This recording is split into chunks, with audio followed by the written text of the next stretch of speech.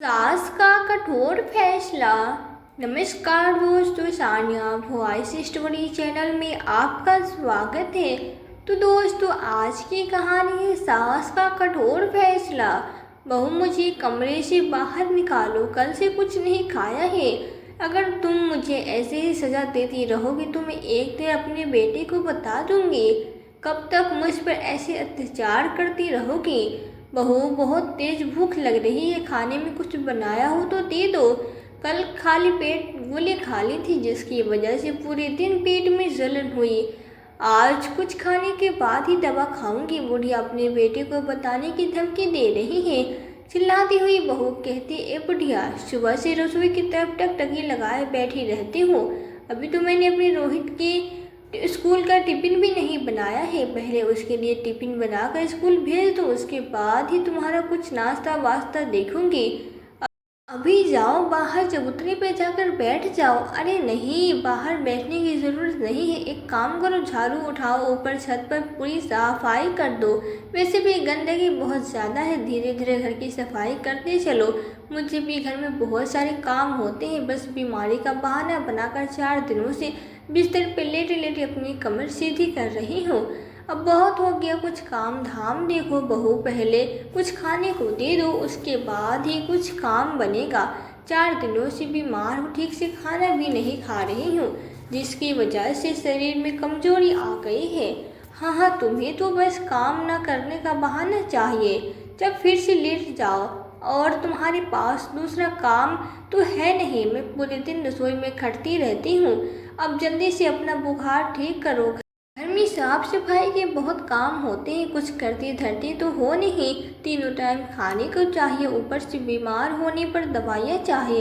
एक पैसा तो कमाती नहीं, खर्च 10 बता देती हो। ठीक है बहू, इतना कहकर कमला जी अपने कमरे में जाकर चुपचाप बैठ गई।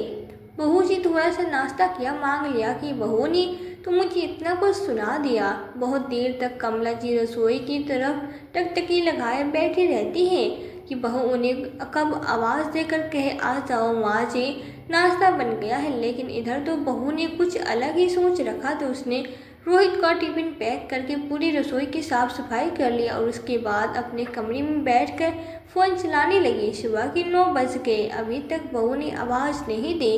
यही सोचकर कमला जी कमरे से उठी, रसोई में गई तो देखा पूरी रसोई साफ सुथरी पड़ी है, बर्तन धुले हुए रखे हैं। नाश्ते के लिए तो कुछ भी नहीं बना है। फिर से बहू को आवाज़ देती है, अरे बहू, मुझे कुछ खाने को दे देती, दवाई खानी है, नहीं तो फिर से बुखार आ जाएगा। अरे माँ जी, मैं तो भूल ही गई तुम्हारा नाश्ता बनाना। आज मेरा करवा चौथ का व्रत है, तो मैं तो पूरे दिन व्रत रखूंगी। रोहित के पापा को बोल भी दिया है कि वो आज बाहर से ही खाना खा लेंगे। रोहित को सैंडविच पसंद था, इसलिए उसे सैंडविच बनाकर पैक कर दिया। अब रही आपकी, तो आप तो वैसे भी बीमार है, कुछ खाएंगे नहीं, ये सोचकर मैंने कुछ नहीं बनाया। और माँ जी, पूरे दिन क्या बिना खाए पिए व्रत रखूंगी तो मुझे चक्कर आने लगेंगे। मुझसे आज कोई काम धाम नहीं होने वाला। जल्दी से दवाई खाकर पूरा खाना पीना आज तुम्हें ही बनाना है, और पूजा की तैयारी भी तुम ही करना। बहू की बातें सुनकर कमला जी परेशान हो गई। एक तो बहू ने मेरे नाश्ते के लिए कुछ भी नहीं बनाया, ऊपर से घर का सारा काम करने के लिए कह दिया।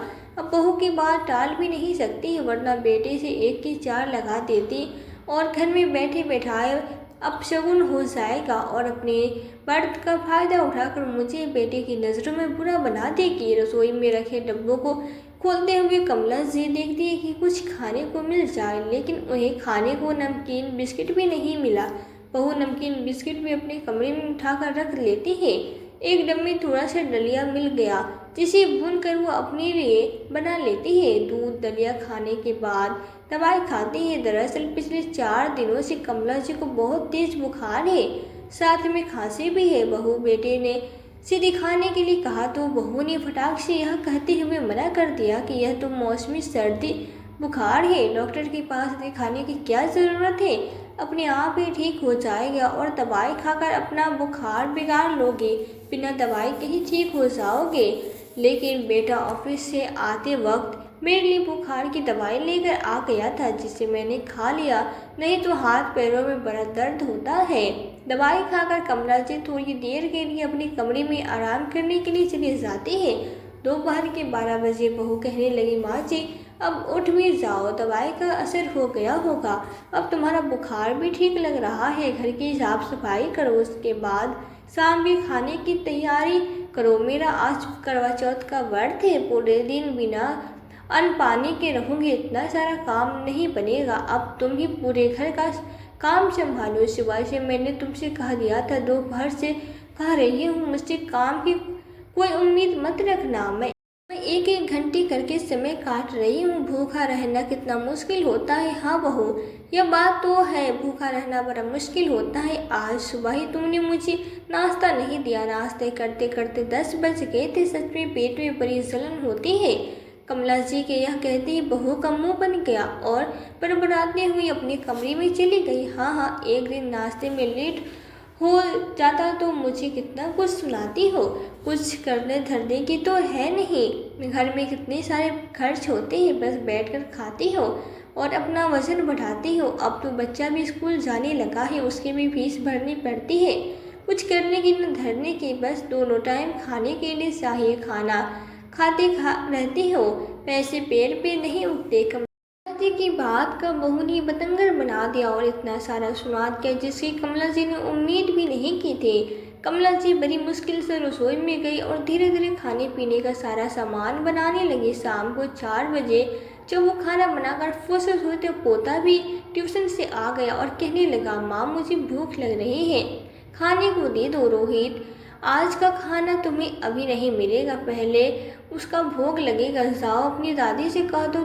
तुम्हारे खाने के लिए कुछ अच्छा सा बना दे। कमला जी काम से फुर्सत होकर अपने कमरे में आकर बैठी थी कि रोहित आ गया। दादी मेरे लिए मैगी बना दो, भूख लग रही है। मम्मी कह रही कि आज उनका व्रत है, वो पूरे दिन से भूखी है, इसलिए कुछ नहीं बनाएगी। रोहित की बात सुनकर कमला जी उठी और कहती है, ठीक है बेटा, चलो तुम्हारे लिए मैगी बना देती हूँ, एक पैकेट मैगी अपने लिए भी बना लूँगी, क्योंकि सुबह दूध दलिया खाया था, उसके बाद खाना बनाने में व्यस्त हो गई। अभी जब तक पूजा नहीं हो जाएगी तब तक उस खाने को नहीं खा पाऊंगी, तो तुम्हारे साथ मैं भी खा लूँगी। मैं भी, देखो बच्चे मैगी को कितना पसंद करते हैं, क्यों करते हैं। थोड़ी देर में दादी पोता दोनों ही मैगी बनाकर कमरे में बैठकर खाने लगते हैं। कमला जी कहती है, सच में रोहित बेटा, मैगी तो बड़ी ही टेस्टी लगती है और झट से बन भी जाती है, तभी बच्चे इतना ज़्यादा पसंद करते हैं। हाँ दादी, मैंने कहा था ना कि मैगी बहुत टेस्टी होती है। तभी कमरे से बहू निकलती और अपनी सासू माँ को मैगी खाते हुए देखा तो चिल्लाते हुए कहने लगे, ये क्या माँ जी, तुम तो बच्चों के साथ बच्ची बन रही हो, तुम्हें मैगी खाने की क्या ज़रूरत है, मैगी बच्चों की चीज़ होती है, तुम क्यों खा रही हो बेटा, भूख लग रही थी इसलिए खा ली, अगर इतना भी भूख लग रही थी तो रसोई के बाहर वाले कमरे में मैं कल के बचे हुए चावल रखे थे वही खा लेती, मैगी खाने की क्या ज़रूरत थी। बहू, तुमने बताया ही नहीं कि चावल रखे थे, और वैसे भी तबीयत खराब में ठंडे चावल खाती तो और भी समस्या हो जाती। कमला जी की बात तबीयत पहले से ठीक है।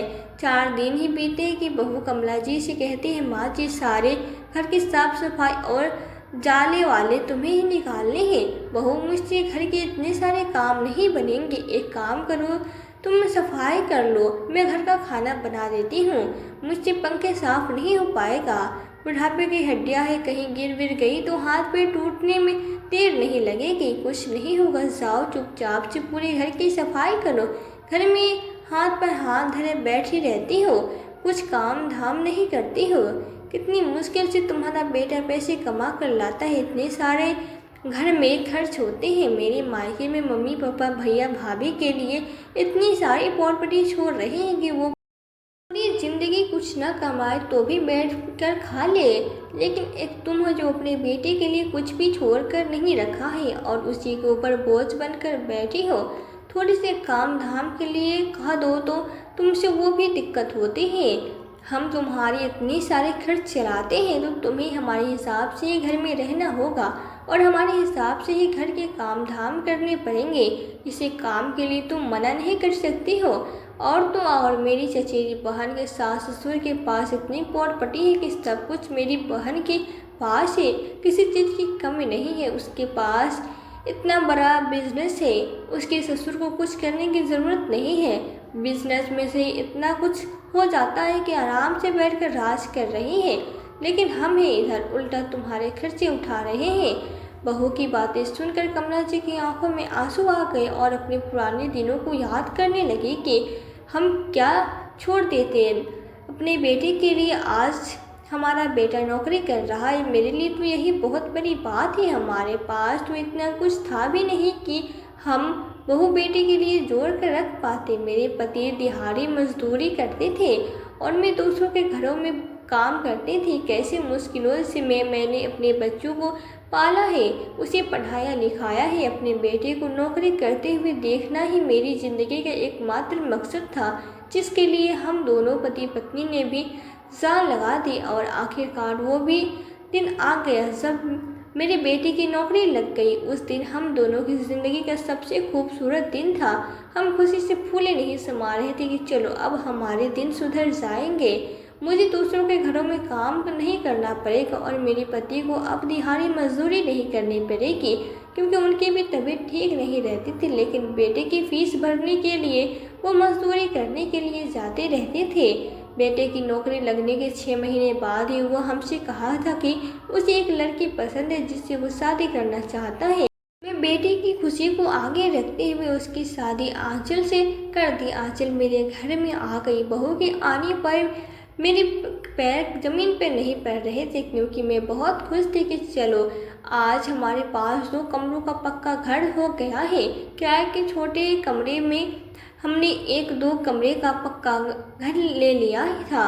मेरे लिए वो तो 2 कमरों का घर किसी महल से कम नहीं था। बेटे ने अपनी पसंद की शादी तो कर ली थी, लेकिन बहू बड़े घर की आ गई, जिससे आते ही मुझे ताने देने शुरू कर दिए। कैसे फटीचर घर में आ गई हूँ, कैसे लोग हैं, मुझे तो इस घर में एडजस्ट करने में बड़ी दिक्कत हो रही है। छोटी छोटी बातों पे बहुत ताना मारती थी। घर में कुछ सुख सुविधाएं की चीज़ें भी नहीं थी, जिसकी वजह से बहू मुझे बहुत सुनाती थी। हम बहू के साथ एडजस्ट करने की कोशिश कर ही रहे थे कि एक दिन मेरे पति इस दुनिया को छोड़कर चले गए। पति के जाने के बाद बहू ने मुझ पर अत्याचार करना शुरू कर दिया। घर के सारे काम मुझसे कराने लगे, झाड़ू पोछा बर्तन, यहाँ तक कि तीज त्योहार पे सारा खाना भी मैं ही बनाती थी। अगर बेटे से कुछ भी कहती तो बेटे के ऑफिस जाने के बाद बहू मुझसे बहुत झगड़ा करती थी, घर से बाहर निकाल देने की धमकी देती। कभी कभी तो मुझे कमरे में बंद कर देती थी और पूरे पूरे दिन खाने को कुछ नहीं देती। बहू के डर की वजह से मैं अपने बेटे को कुछ भी नहीं कह पाती थी। बहू बेटे के अलावा मेरा कोई दूसरा आसरा भी नहीं था जहाँ पर मैं जाकर रह सकूँ, इसलिए चुपचाप बहू की बात मान ली। कहीं ऐसा न हो कि बहू सच में मुझे कहीं छोड़ दे, क्योंकि मैं घर के सारे काम करती। अब तो मेरी उम्र भी इतनी नहीं थी कि जल्दी जल्दी सारे काम कर लो। पहले के समय में शरीर में जान थी तो चारों घरों में काम भी कर लिया करती थी। अब मुझसे इतने काम नहीं बनते तो बहू मुझसे गुस्सा करती है। बुढ़िया, पहले भी तूने दूसरों के घरों में झाड़ू पोछा बर्तन का काम किया है, तो मेरे घर में भी तुझे अब सब करना पड़ेगा। मैं इस घर में झाड़ू पोछा और जूठे बर्तन नहीं धोने वाली। अगर मेरे घर में रहना है तो यह सब करना ही पड़ेगा। मैं फोकट में बैठाकर तुम्हें खाना नहीं खिलाऊंगी। तभी बहू आंचल की फिर से कड़क आवाज़ सुनाई देती है। अरे बुढ़िया, कमरे में बैठी बैठी क्या सोच रही है? पकड़ झाड़ू और पूरे घर की साफ सफाई कर। कमला जी झाड़ू लेकर पूरे घर की साफ सफाई करने लगे। जाले और पंखे साफ करती, लेकिन इतना सारा काम करते करते उनके पैर में मोच आ गई, जिसकी वजह से पैर बहुत ज़्यादा सूज गया था।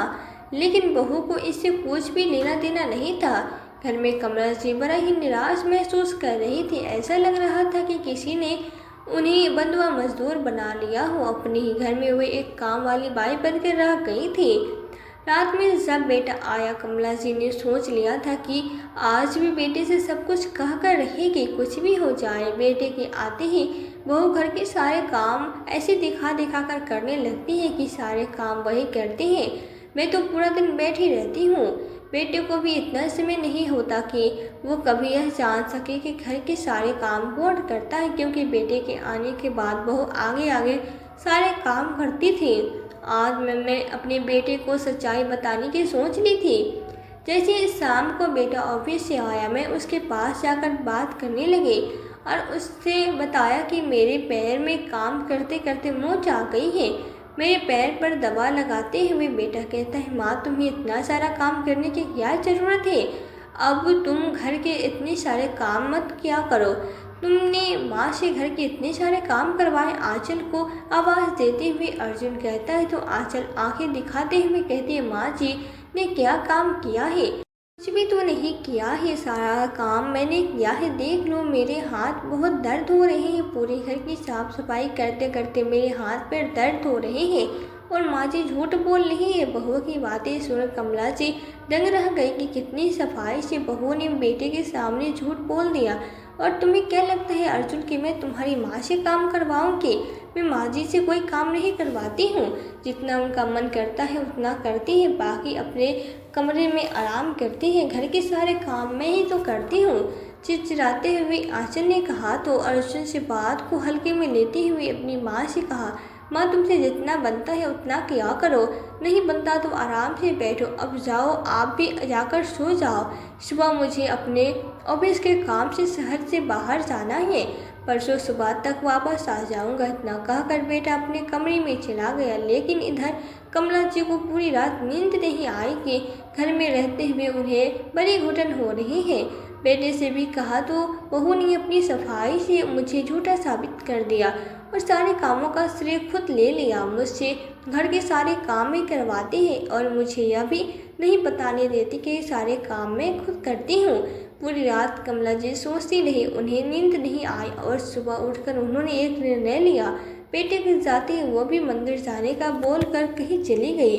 बहू दोपहर तक कमला जी के आने का इंतजार करती रहती है कि कब बुढ़िया आए और घर के सारे काम करे। साफ सफाई पड़ी है, रसोई में इतने सारे बर्तनों का ढेर लगा हुआ है, फिर खाना भी बनाना है और यह बुढ़िया अभी तक नहीं आए। आने दो आज बुढ़िया को, फिर इसके अच्छे से खैर खबर लूँगी। बेटे के जाने के बाद ही शहर सपाटे पर निकल गई है।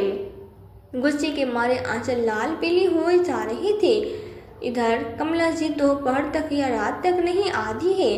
पूरा घर बिखरा पड़ा है। आंचल बाहर से खाना ऑर्डर करके मंगवा लेती है, क्योंकि खाना बनाने के लिए पहले उसे ढेर सारे बर्तन धोने पड़ेंगे, इसलिए उसे बाहर से खाना मंगवाना ज़्यादा आसान लगता है। दूसरे दिन सुबह 10 बजे तक अर्जुन अपने ऑफिस से काम से घर वापस आ जाता है, लेकिन दरवाजे के बाहर अपने बेटे रोहित को खेलता हुआ देखता है तो कहता है, क्यों बेटा रोहित, आज तुम स्कूल नहीं गए हो?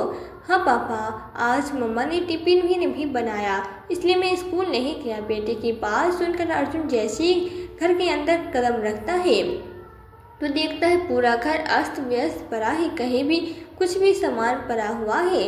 डाइनिंग टेबल पर बहुत सारे जूठे बर्तन पड़े हुए हैं। रसोई में भी बर्तनों का ढेर लगा हुआ है, जगह जगह कचरा पड़ा हुआ है।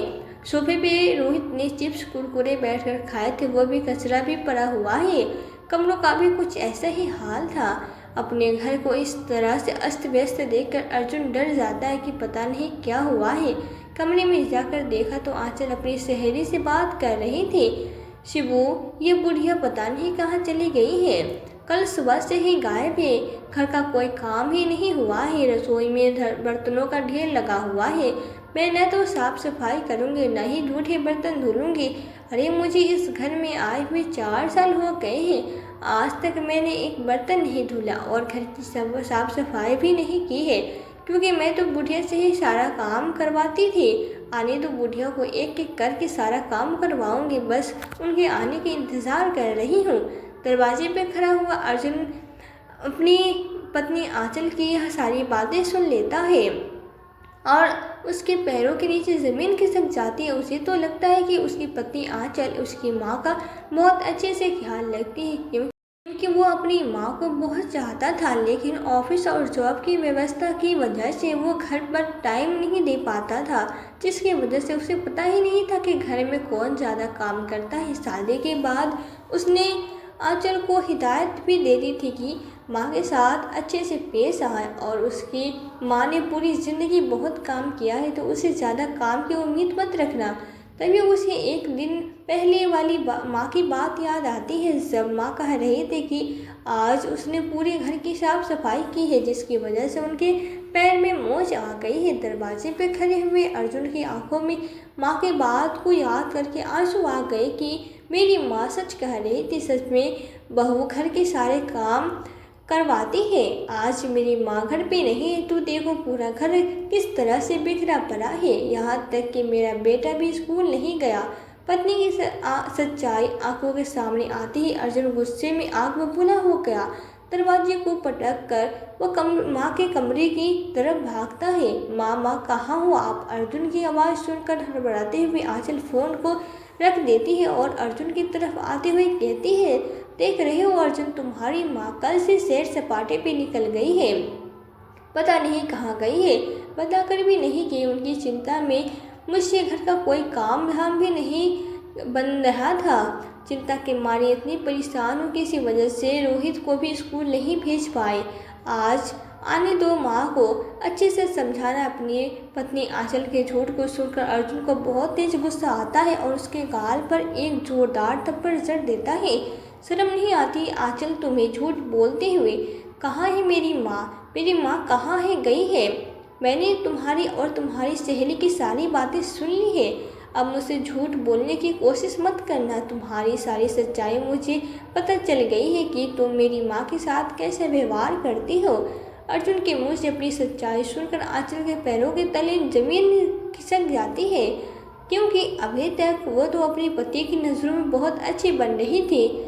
अर्जुन बाहर की तरफ भागता है और अपने बेटे से कहता है, रोहित बेटा, तुमने दादी को देखा है? नहीं पापा, दादी को कल से ही मंदिर का बोल कर गई है, अभी तक वापस नहीं आई है।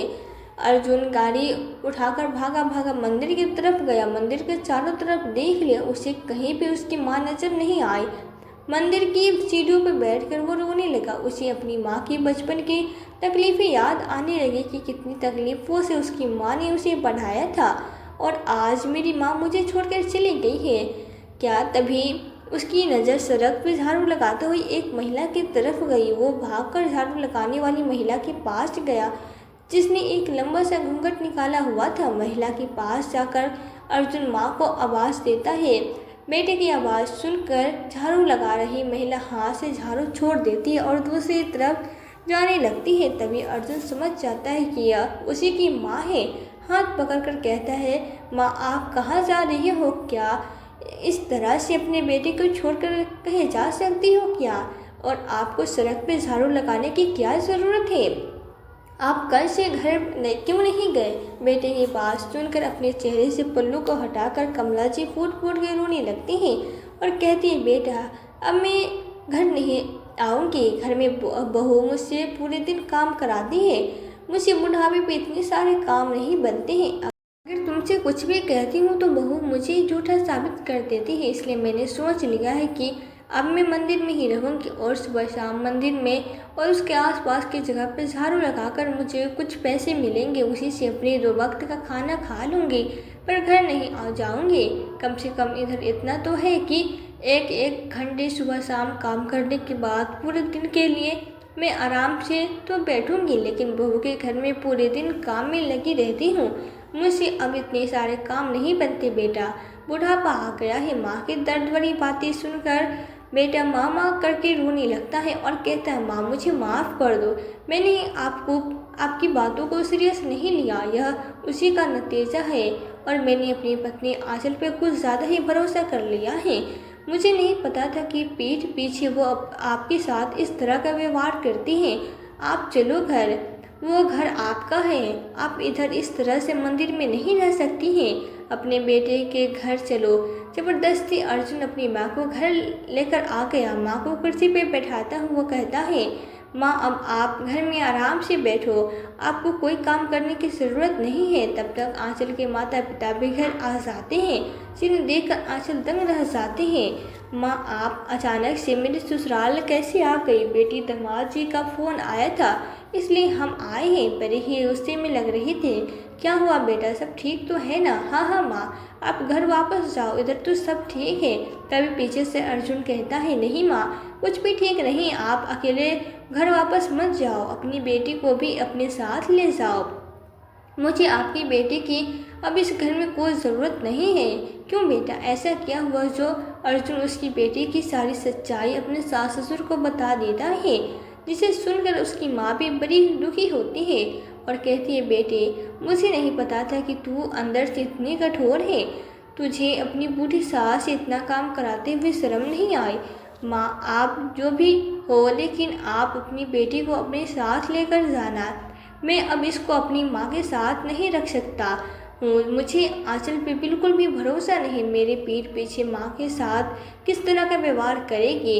रही बात काम धाम की, तो मैं एक काम वाली बाई लगा लूँगा जो घर के सारे काम करेगी, लेकिन अपनी माँ को एक भी काम नहीं करने दूंगा। मेरी माँ ने पूरी ज़िंदगी बहुत काम किया है, अब वो आराम करेगी। और जिस दिन तुम्हारी बेटी को अकल आ जाए उसी दिन मेरे घर वापस भेज देना। उससे पहले मेरे घर आने की ज़रूरत नहीं है। मैं पूरी ज़िंदगी अकेले काट लूँगा, लेकिन ऐसी पत्नी के साथ बिल्कुल भी नहीं रहूँगा जिसने मेरी माँ को घर की काम वाली बनाकर रखा हुआ है। आंचल के माता पिता बड़े ही दुखी मन से अपनी बेटी को वापस ले जाते हैं, क्योंकि उस वक्त अर्जुन आंचल को घर में वापस रखने के लिए बिल्कुल भी तैयार नहीं था। इधर घर में काम के लिए वो काम वाली बाई लगा लेता है और अच्छे से अपनी माँ की देखभाल करता है। कुछ दिनों में उसकी माँ भी ठीक हो जाती है। इस बीच में कई बार आंचल का फ़ोन कमला जी के पास आता है और वे माफ़ी मांगती है।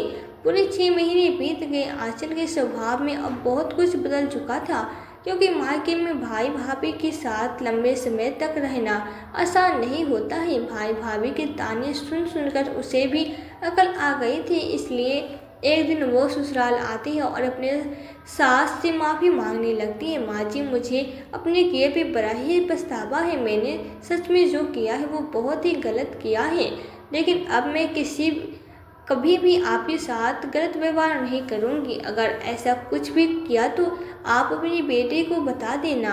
अब तो आपका बेटा मुझसे ज़्यादा आप पे भरोसा करता है, लेकिन मुझे मेरे ससुराल में ही रहने दीजिए। मैं मायके नहीं रहना चाहती हूँ। कमला जी बहू को माफ़ तो नहीं करती है, लेकिन अपने बेटे बहू के घर गृहस्थी को भी उजाड़ना नहीं चाहती है, इसलिए वो बेटे को समझाकर बहू को घर में वापस बुला लेती है। अर्जुन कहता, आंचल तुम घर में वापस ज़रूर आई हो, लेकिन इतना ध्यान रखना है कि इस घर में बहू बनकर के ही वापस आना। मेरी माँ की सास बनने की ज़रूरत मत करना। अगर तुम्हें शर्त मंजूर है तो ही इस घर में आओ, वरना वापस जा सकती हो। लेकिन आंचल ने अपने मायके में इतना कुछ सुना और देख लिया था कि उसे ससुराल में रहना ज़्यादा ठीक लग रहा था। तो दोस्तों, अगर बेटा अच्छा हो तो दुनिया में कोई भी माता पिता कभी दुखी नहीं रह सकते हैं। अपने माता पिता को अच्छे से रखने का कर्तव्य बेटा का होता है। अगर बेटा अच्छा हो तो वो अपनी पत्नी को भी समझाकर ठीक कर लेता है और अपनी माँ के घर गृहस्थी को और अपनी माँ को लेकर चलता है। तो दोस्तों, आज की कहानी आपको कैसी लगी हमें कमेंट बॉक्स में ज़रूर बताएं, और अगर कहानी पसंद आई हो तो चैनल को सब्सक्राइब, वीडियो को लाइक करना ना भूलें। मिलते हैं फिर आपसे एक नई कहानी के साथ, तब तक के लिए धन्यवाद।